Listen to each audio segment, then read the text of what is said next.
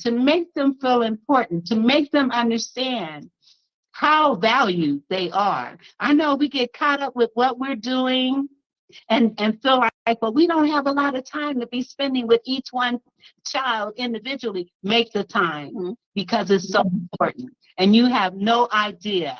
That is something that your child will remember for the rest of their lives. The time that you spent with them by themselves. Can you imagine? All right. So, LaShawn, I'm glad you're back. If you want to join in and share some things regarding that, that would be great. Yes. So I'm loving the whole topic of how to avoid crushing your child's self-esteem and dreams, because again, I'm in the early educational field, and I was a little small fry, so I was small, not small, but I mean tiny. And the thing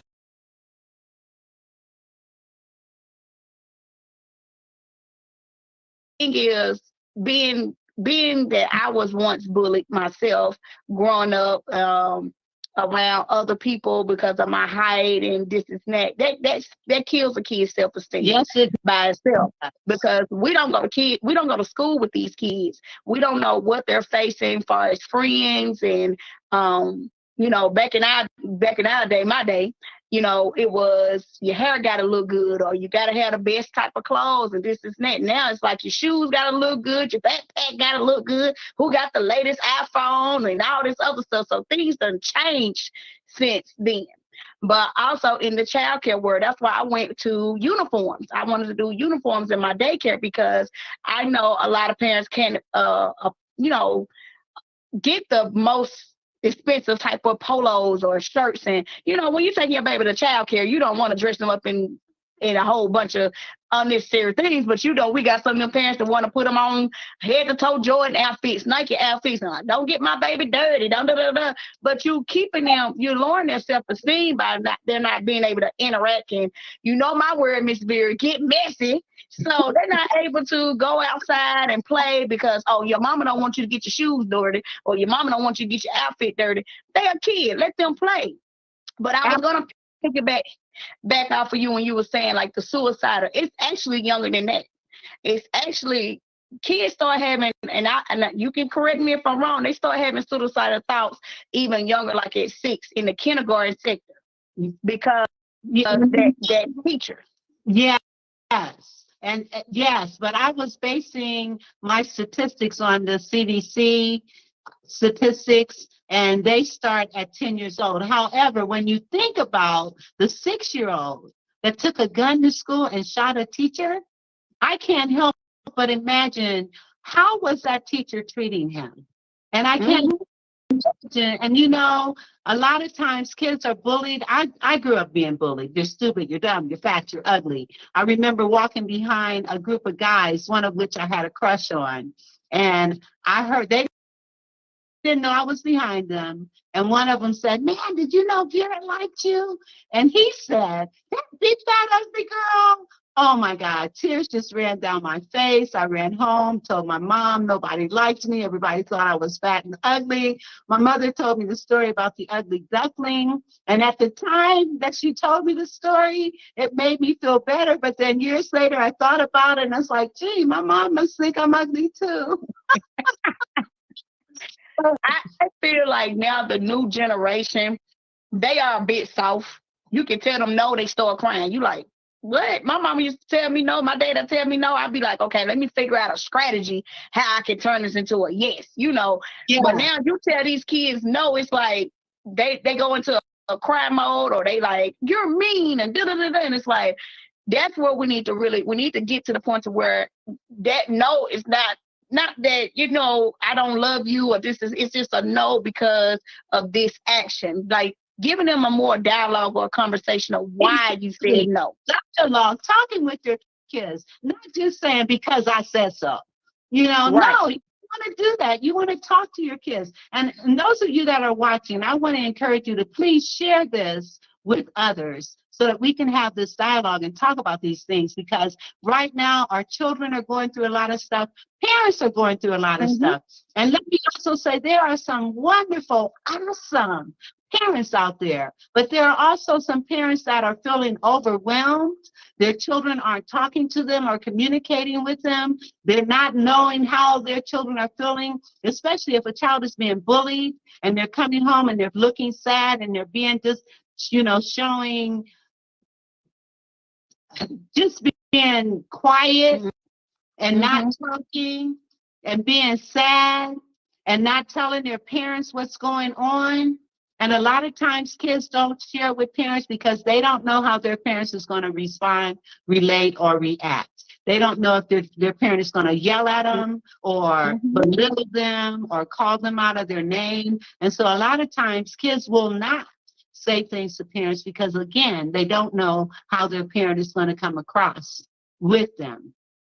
One of the other things that can destroy a child's self-esteem is when there's favoritism, when clearly parents are showing favoritism towards one child over the other. The other children feel lacking, may feel not as important, may feel that something's wrong with them, and I know that a lot of times that can cause kids to go out and look for love in other places because they see that they're not being treated exactly the same as another child.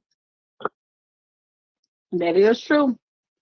And that's what most of that bullying, or I normally look at, if I see a daycare student of mine that is hitting, and they never hit, they never was fighting, their behavior never been shown that way, and then all of a sudden, out of the blue, they start fighting the other kids. I'm like, okay, what done changed inside the household? What done happened? Or, start looking at them behavior traits. And I remember a while back, it's been a minute, we had a kid that just was hitting. And I'm like, why are you fighting everybody? What is going on? Tell me what's going on at home. Or, they always tell us in the child care sector, you never add on to a child's story. You let them be able to tell their own story. You document. That's the biggest key that I tell all my staff. I be like, document. Anytime a child come up to you and start talking, document. Our favorite little area is dramatic play, because baby, they go in dramatic play and they telling everybody their mama business, grandma business, and everything. You be like, you done found out everything that happened in the household over the weekend just from dramatic play. And this particular kid, I kept saying, I'm not. The teacher was like, he ain't never hitting like this. And so come to find out, his older brother, which wasn't that older than him, was hitting him because he was getting bullied at elementary. And there you go. So, and we have the self-talk. They have Tennessee have us do a book about safe care. You read the little dialogues in there, but really and truly, we start pushing that to the parents, making them read the information. But parents they don't want to read nowadays. It's like, okay, listen, you gotta read the information, because then you want to know why little Johnny got sent home with you because of his behavior, or you want to know why you feel like your child being picked on. And be mindful of the conversations you have around your children. Absolutely. Absolutely. I'm not having no adult conversation around no child. Absolutely. And, my son is watching. Hi, Miles. Hey, thank you for Yes. Children do not need to be insinuated in grown folks' business. They do not. First of all, it's going to cause them stress. It's going to cause them to worry. It's going to cause them to be frustrated. And it may very well make them sad. And it's what goes on with grown folks. Stay with grown folks. Don't need to be a part of that. They just don't. They do not. And I take it back to even in my own household like this. My example for this morning, I wasn't feeling my best, but I still got up. I didn't let my kids know it. I didn't let my husband know, I was tired. I felt drained, but I kept going with my day. And I just literally, I was like, I'm confident enough to get this done. I'm confident enough to do this and that. And your body will tell you when you need to rest and everything else. But it's like I didn't change who I was. I wasn't, hey, you better go do this and yelling at my kids all because I'm frustrated of I'm not getting the proper rest, or I'm irritated about something else that's going on. So we definitely And I'm not saying my household perfect, but that's just something you will never see that I'm going to have a bad day, you know. Or hey, it's like what they say, you never see a person sweat. Don't let them see you sweat. So I'm like, hey, you didn't know about my bad day. I had a bad day. I shared it on Facebook. Like the enemy thought he took me out, but baby, I know how to pray for myself for healing and deliverance. So I say that because a lot of times, even though we say parents are stressed out, your prayer life, however you believe, whatever religion you believe in, get into some prayer, get into journaling, get into where you got a group of, if y'all call these people your friends, make them your friends that you can have one to vent to, one is not going to judge you for the actions that you did or going to correct you when you're wrong. Now, I don't go into that parenting style trying to teach somebody how to raise their own kid, because I tried that once before. Well, let me tell you one thing, praying with your children is, and again, like you said, no matter what your faith is, no matter what your religion is, pray with your children. My son and I, we prayed together. We prayed together, and I am so glad we did. And it's important because we are spiritual beings. And I think a lot of the reasons that we're having all of the problems that we're having today in our country, in our families, in our workplaces, in our schools, is because prayer is not there. And if you think about it, when they took prayer out of schools, Columbine was the first thing that happened. When they took prayer out of schools. And so we need to think about the fact that we are spiritual beings as well as physical, mental, emotional beings. And we cannot allow that part to go missing when we're raising our children. And another thing, as you were talking about your experience this morning, children should not be exposed to parents arguing in front of them all the time, at all, really. If you're going to argue, remove the kids. If you're going to argue, go in your bedroom. If you're going to argue, ask your kids to go in their bedroom so that you guys can talk without your children seeing that friction among you. And also, if they do, then come back and talk to them and let them see the loving side of you. If they're going to see you arguing, fussing, and all that stuff, then let them see the loving side as well. But the optimum thing is to try not to argue in front of your children. Right. Try not to do that because it causes them stress. I'm telling you, it will cause them stress. 3-year-olds be stressed. I know. Baby, I'm telling you, we don't realize the impact that we're having on our children. We don't realize the impact. And I was not the perfect mother, but I did my best. I did the absolute best that I could. And I tried to instill greatness in him. And I can honestly say my son is probably one of the most positive people you will ever meet. He really is. He has a great, great personality. And that's an innate thing. That was something that was just in him, Another thing that can cause a child not to have confidence and self-esteem is constant criticizing, constantly belittling, calling them out of their name. You don't want to do that to your kids. Having grown up being told those things myself, I know how it makes you feel. And that's one of the reasons that I do what I do, is because I don't want any child to ever feel like I felt when I was told those things. You're stupid and dumb and fat and ugly and all those kinds of things. And so I never called my son out of his name. Never.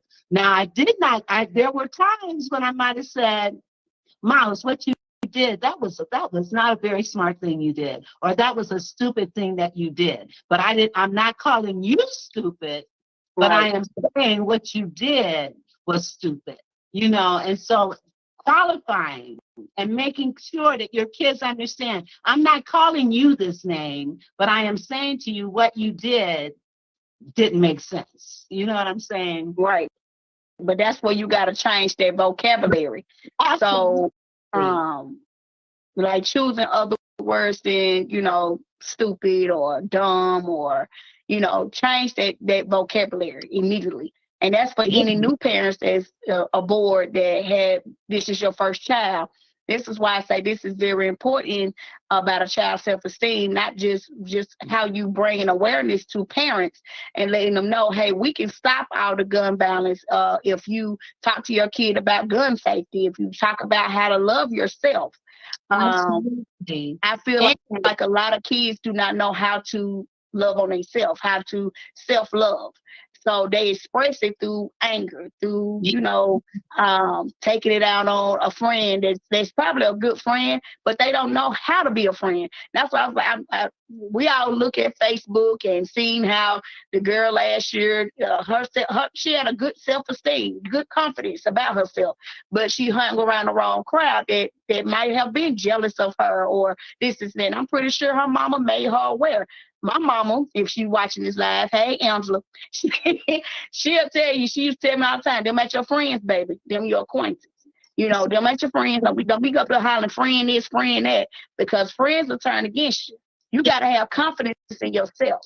Speaking of that, and I remember in the 7th grade, I had an English teacher that told me, I turned in the paper. Not the best writer in America, but now we got people we can pay for to do our writing.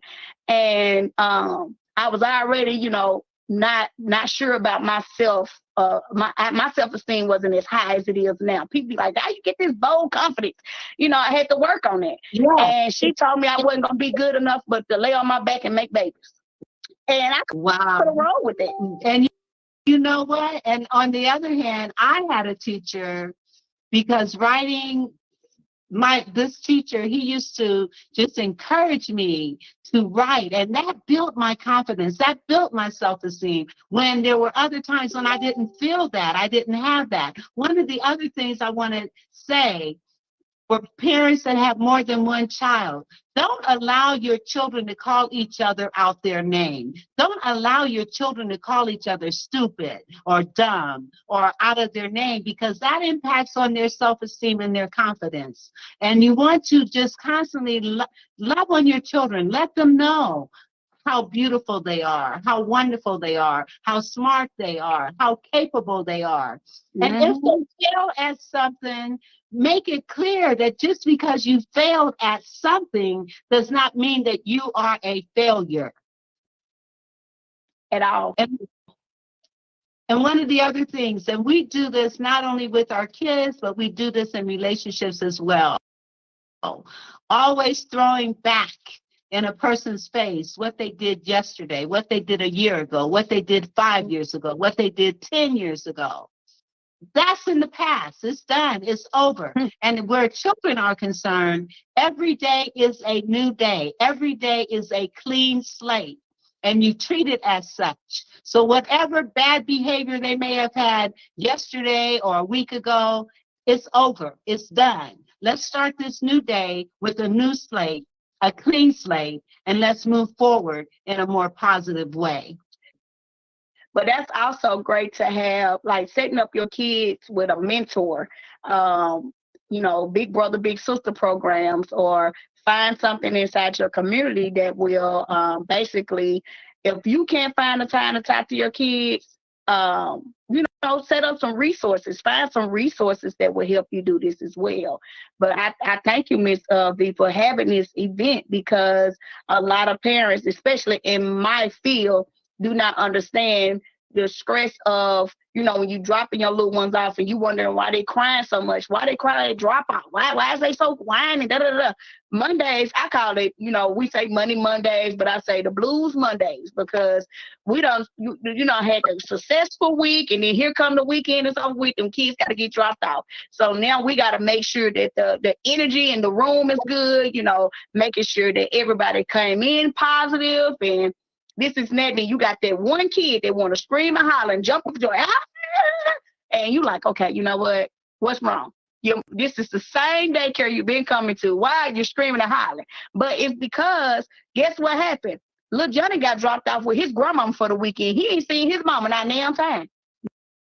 Okay, see, and so understanding, and I appreciate Dennis saying, I can't read all of this I on my really screen, but thank you for this teaching. For I was taught such when I was in a seminary school. Hold on, it's showing real small on my end. okay. She said, Well, "Thank you for this." thank you, Dennis, for watching, and please share this with other people. This is so important. This is important stuff. And again, instead of yelling at your children and trying to not understand why they're coming the way that they're coming, talk to them. Talk to them. You don't have to yell at your kids. Talk to them. As a matter of fact, yelling is another thing that can cause depression.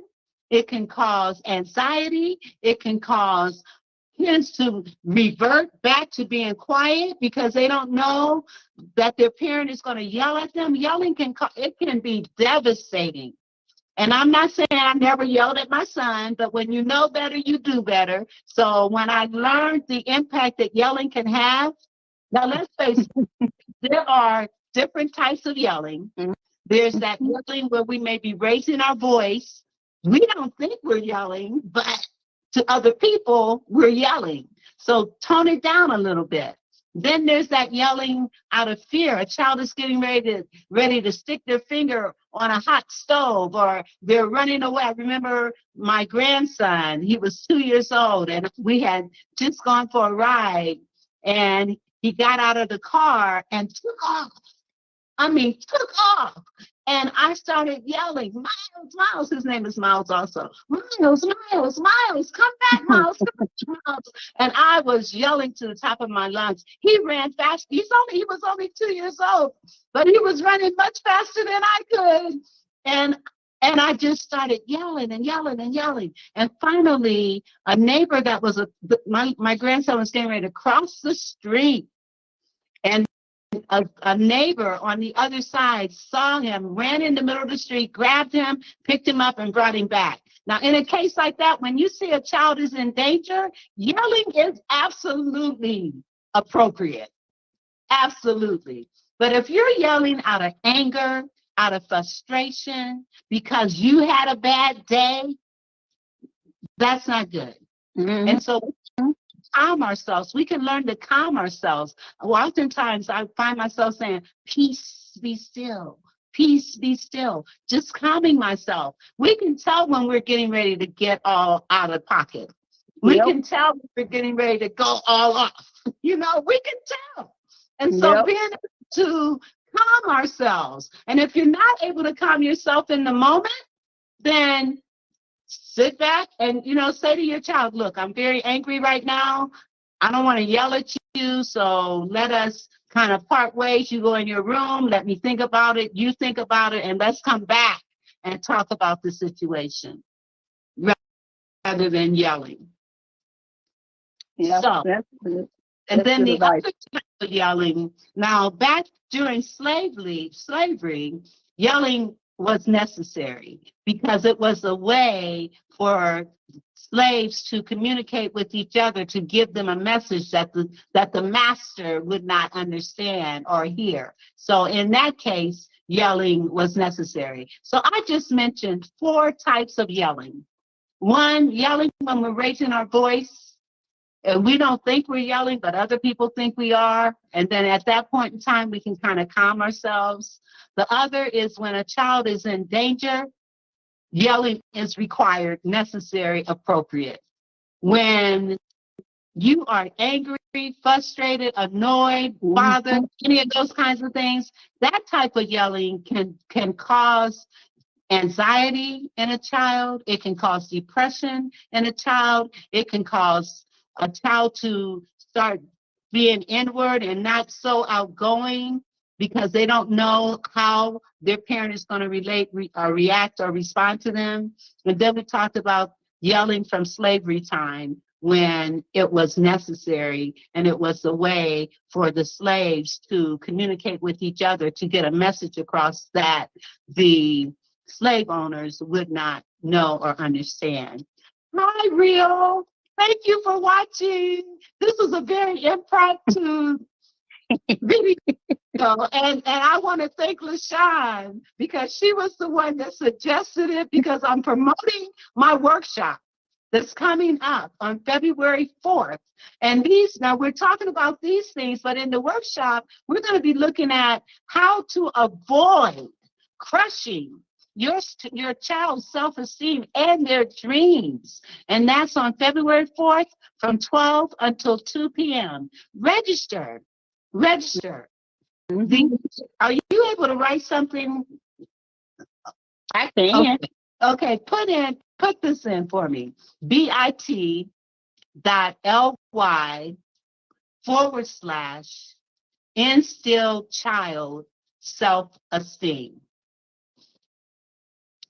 You can register today.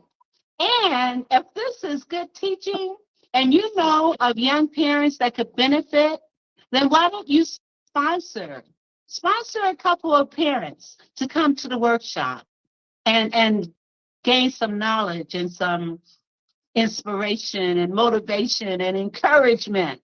That's what we want to do in this workshop on February 4th. All right. Some other things that parents do that can destroy a child's self-esteem. The victim, playing the victim. And oftentimes as parents, we need to look at, because so many times the reason that kids are the way that they are is because parents are bringing their own unresolved issues into, okay, the I needs to be capitalized, the C needs to be capitalized, the F. You go back in there and put it in there because you was talking fast when I was texting it. How to do that? I'm not used to this. I don't know how to do it. I'll show you how to do it. Okay, show me how to do it. I'm learning, you guys. This is my first time really doing a live. Okay, so you show me how to do it.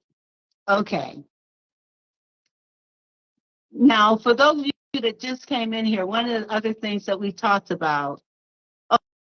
Okay, I can add it after. Okay, thank you. I'll do that. I could add it after the live. Mm-hmm. Okay. And it's on my first Facebook page anyway. So go to my first Facebook page and register for this workshop.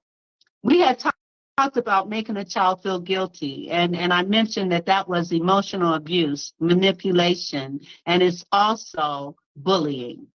And so, yes, parents can bully their kids, as well as kids being bullied outside of the home.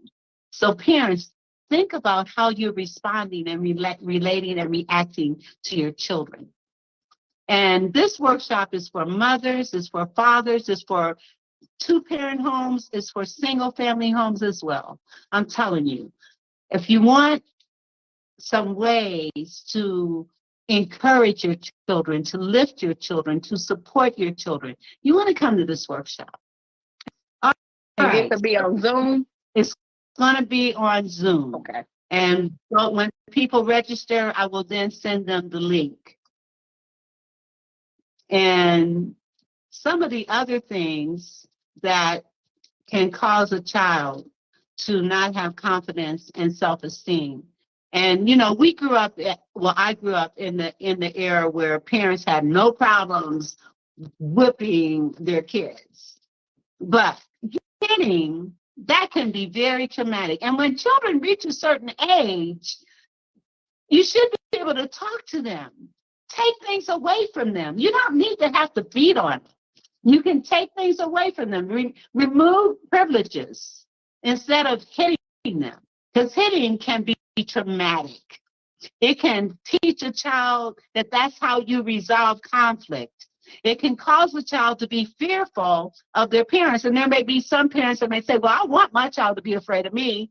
But then if a child is afraid of you, then they may not come and talk to you when they've got issues of concern that they need to deal with. It can make the behavior worse, and it can cause mental illness. So think about that. Think about that. All right. I had a conversation with a guy at Michael's yesterday.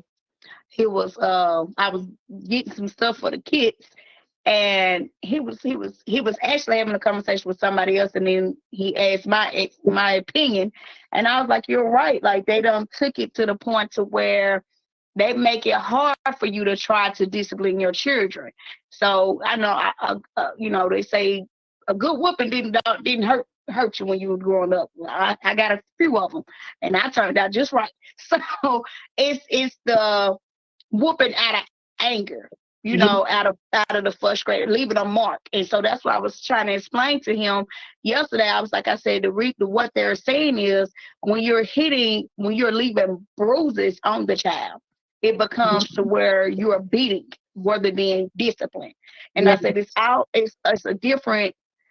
a difference between, and I don't think that literally knocks, for me, knock my self-esteem down. It's just these kids are soft. I'm just gonna say it. Some of these kids, this generation that we got right now, they soft. They soft.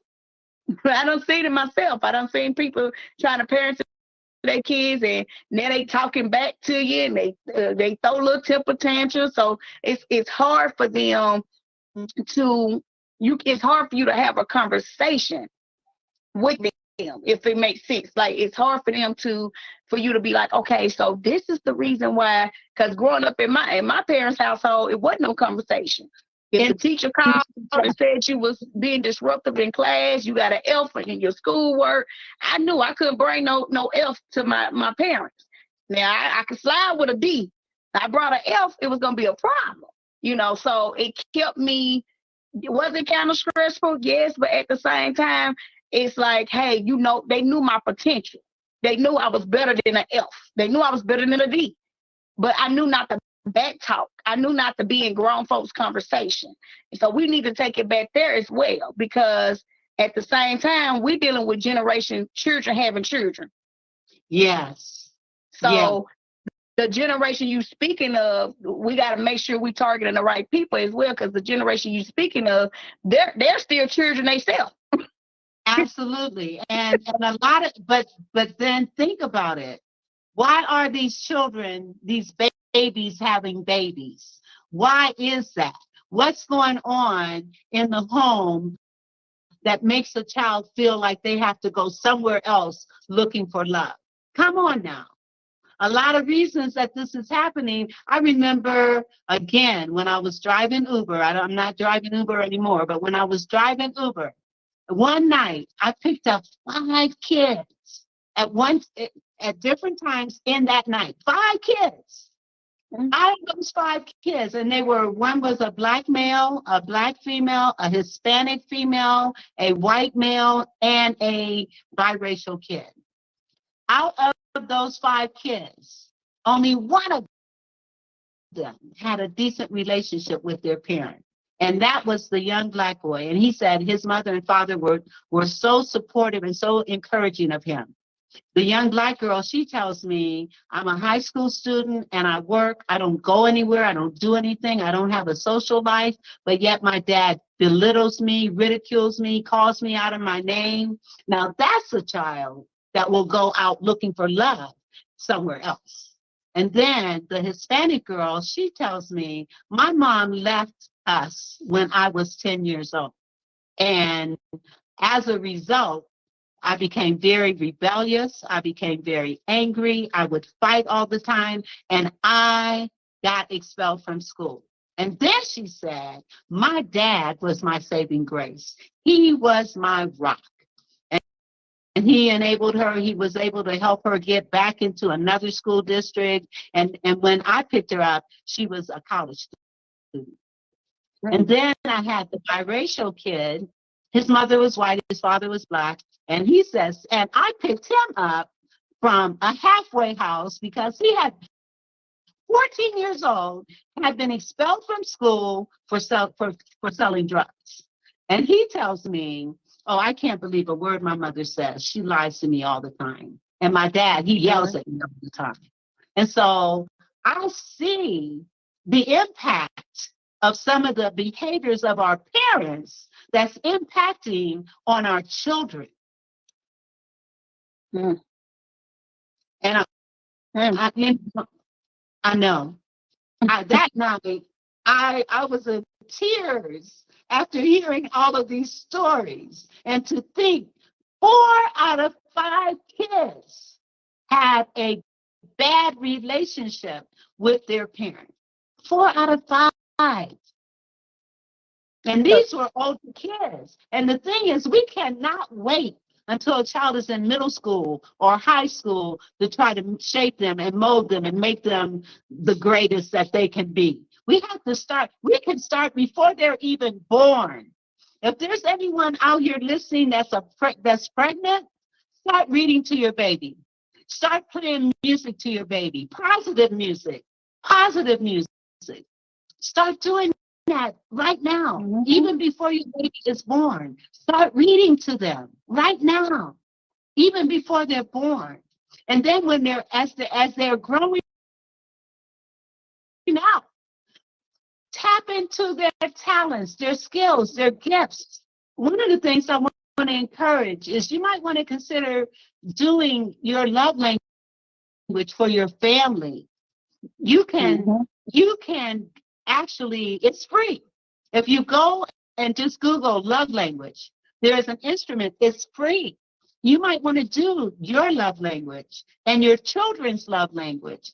That will help you know how you can best instill greatness in your children by using their love language. All right, I'm almost telling you everything that's in my workshop. Well, at least they enjoying the work, enjoying and getting educated about what is going on in the workshop, because this is what's going on in the world today. This is exactly what's going on, and it's not being talked about.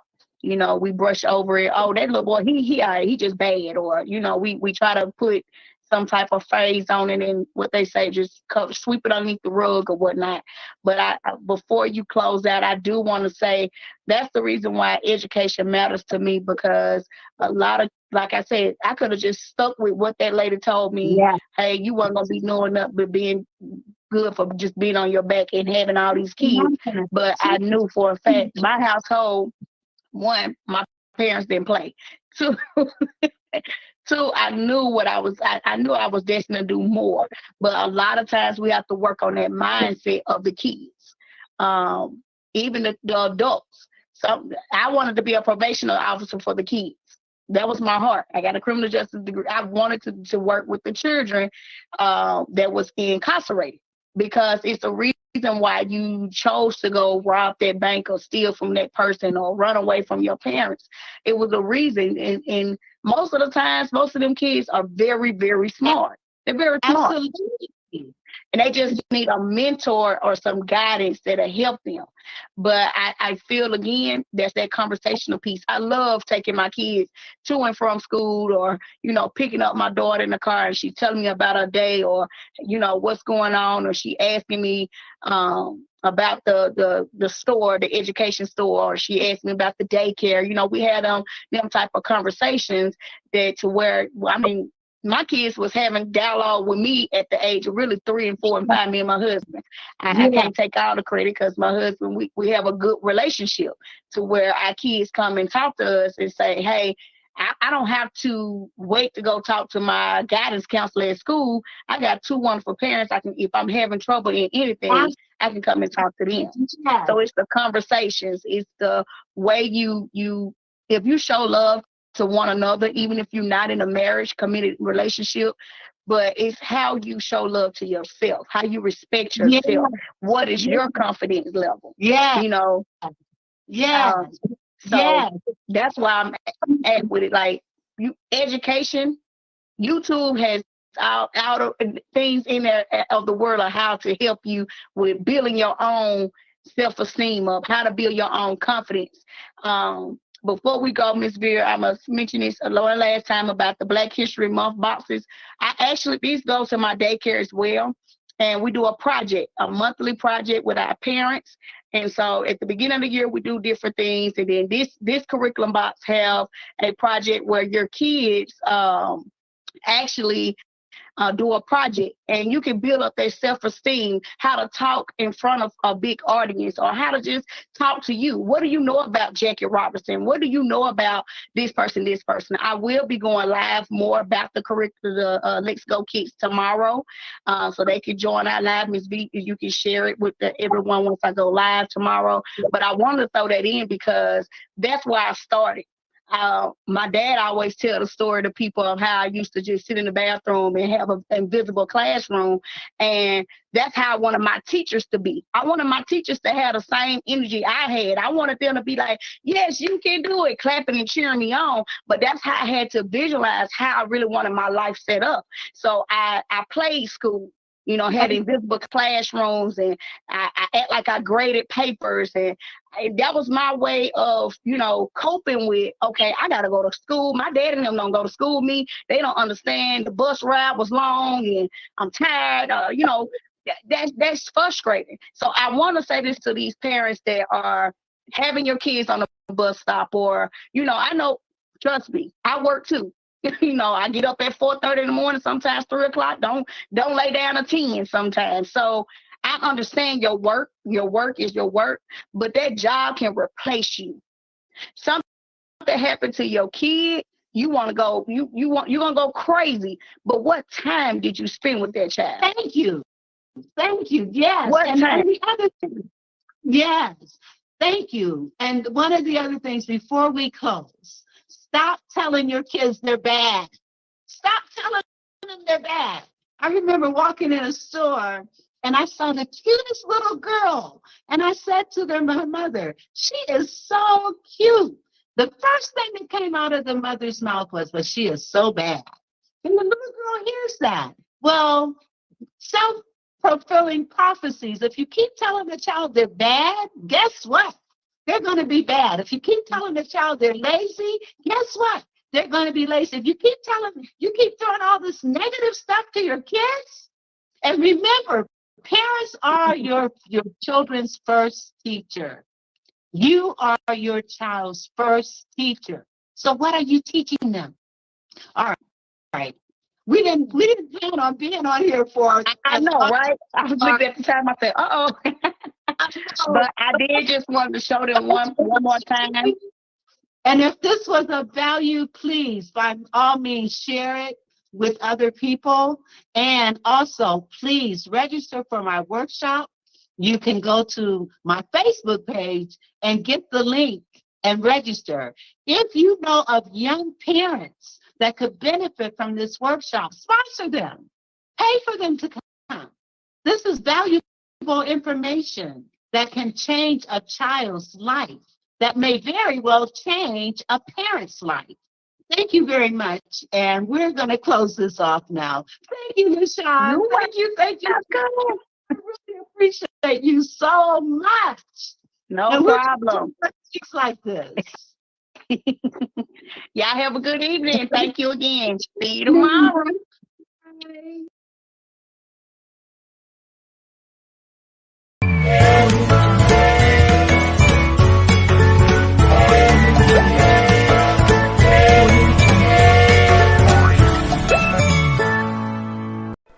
The Homeschooling Interactive Magazine is a magazine that embraces and celebrates the entire homeschooling experience. Our magazine is different from all the rest because we provide beneficial information and assistance in homeschooling, business, wellness, mental health, resources, and life.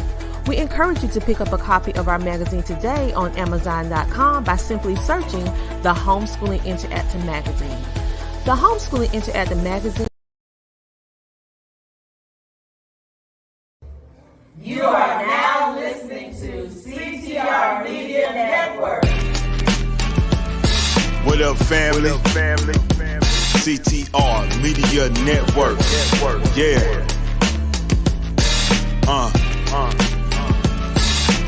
Best in the biz. Yeah. Join the team. CTR is who we are, the media network, that's the best by far. Whether you listen at your home, at your job, in your car, come get the information that's needed above all, never lasting. Motivational podcasting, giving you the answers to the questions. This is Olivia Tucker, I should say Dr. Olivia Tucker, and she is leveling up the podcast on CTR Media Network. That's me. I'm so happy to be here. thanks to her, my podcast is doing great. To 350 million, they tuning in. We in 50 different countries, we all can. And like minded, find your purpose and your assignment. Come get your fix, your feel, your mental alignment. Get active and speak to the masses. Build your influence, all levels and all classes. Now you know you can monetize and grow. CTR Media Network, start the show. CTR Media Network. CTR Media Network. CTR Media Network. CTR Media Network. CTR is who we are. The Media Network, that's the best by far, you know. CTR Media Network. CTR Media Network.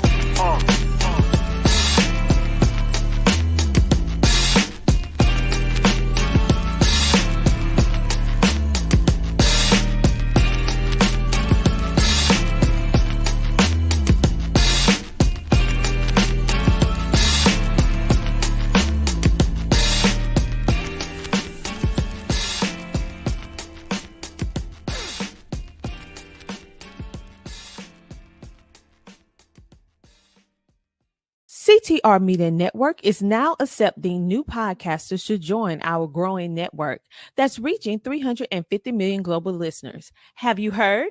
CTR Media Network offers podcast production, podcast training, distribution, and product placement. Book us for your next event or schedule an interview with CTR Media Network podcasters today. To learn more, go to ctrmedianetwork.com.